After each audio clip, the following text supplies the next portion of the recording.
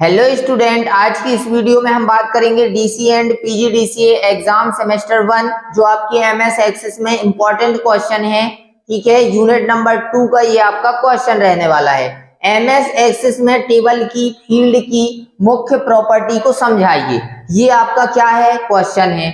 ठीक है, अब टेबल की मुख्य फील्ड प्रॉपर्टी, अभी तक तो आपने टेबल में जितने भी टाइप की फील्ड प्रॉपर्टी थी उन सभी को समझा, लेकिन अब यहाँ पे ये फील्ड की जो प्रॉपर्टी है, ये मुख्य प्रॉपर्टी कौन सी आ गई, ये समझ में नहीं आया।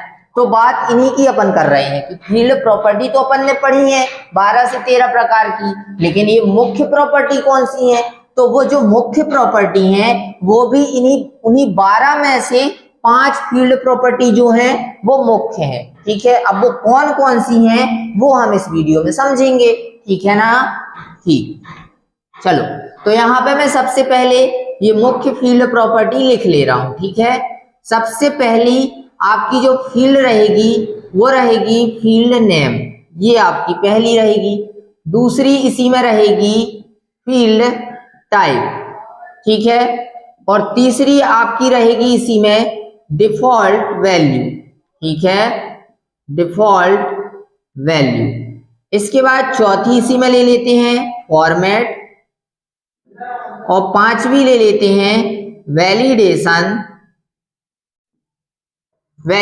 ठीक है, इस वैलिडेशन के अंदर 2 फील्ड प्रॉपर्टी रहेंगी, मतलब वैलिडेशन ऑप्शन के अंतर्गत 2 फील्ड आपकी रहेंगी, जो रहेगी पहली वैलिडेशन रूल और वैलिडेशन टेक्स्ट। मैं यहाँ पे उनको भी लिख दे रहा हूं, इसके अंदर आती हैं।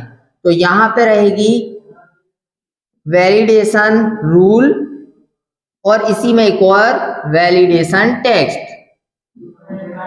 आपको घबराने की किसी भी प्रकार की कोई दिक्कत नहीं है। जो आपका प्रश्न आते हैं वो थोड़ा सा घुमा फिरा के पूछ लेता है आपसे, इसी कारण से आपको आंसर पता होते हुए भी आप उस आंसर को कर नहीं पाते। क्यों? क्योंकि आपको क्वेश्चन ही समझ पर नहीं आता है, इसीलिए। तो मैंने यहाँ पे आपको बता दिया कि जो एमएस एक्सेस में टेबल की फील्ड की आपकी प्रॉपर्टियां होती हैं, जितनी भी सारी मैंने बताई थी 12-13 प्रकार की, उन्हीं में से 5 फील्ड प्रॉपर्टी यहाँ पर मैंने ले ली हैं, जो आपने ये सारी की सारी पढ़ी हैं। अब याद आ गया होगा आपको अच्छे से।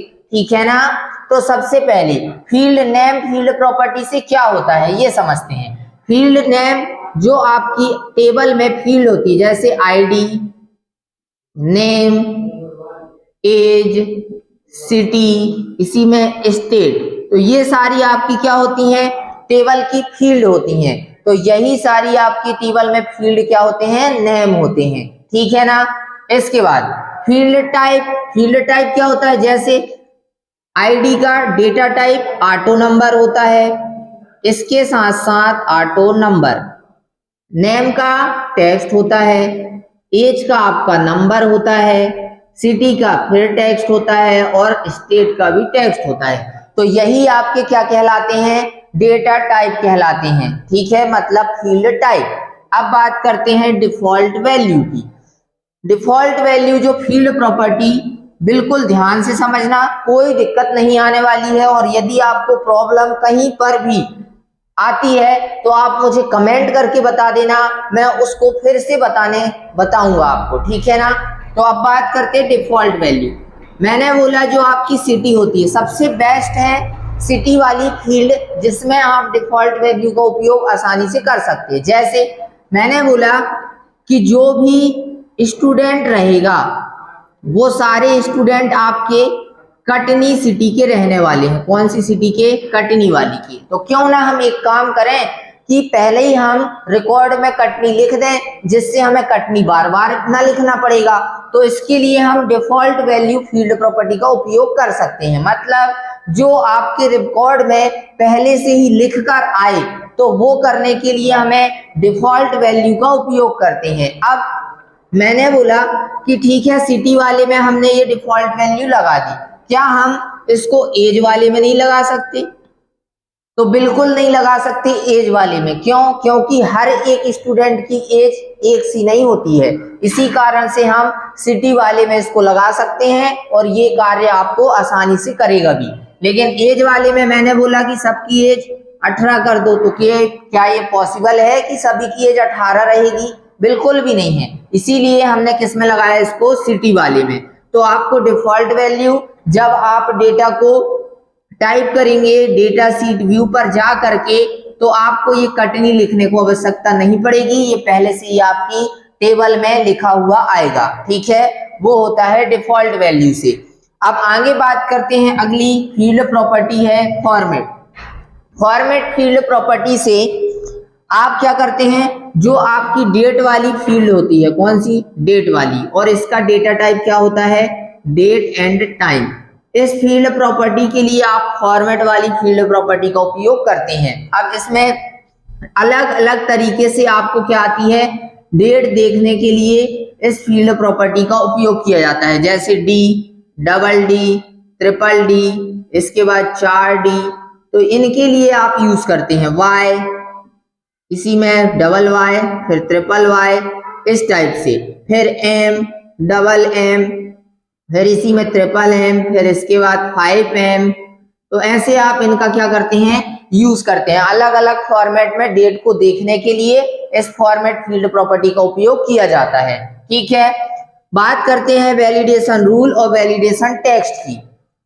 अब मैंने यहाँ पे बोला कि जो ये वैलिडेशन रूल और वैलिडेशन टेक्स्ट है, इसका मतलब होता है वैलिडेशन रूल का कि जो भी आप क्या लगाते हैं, नियम लगाते हैं, उस नियम के अकॉर्डिंग यदि आपका यहाँ पे जो आप कार्य कर रहे हैं उस नियम के अकॉर्डिंग हो रहा है तो वो आपको आगे का कार्य करने देगा।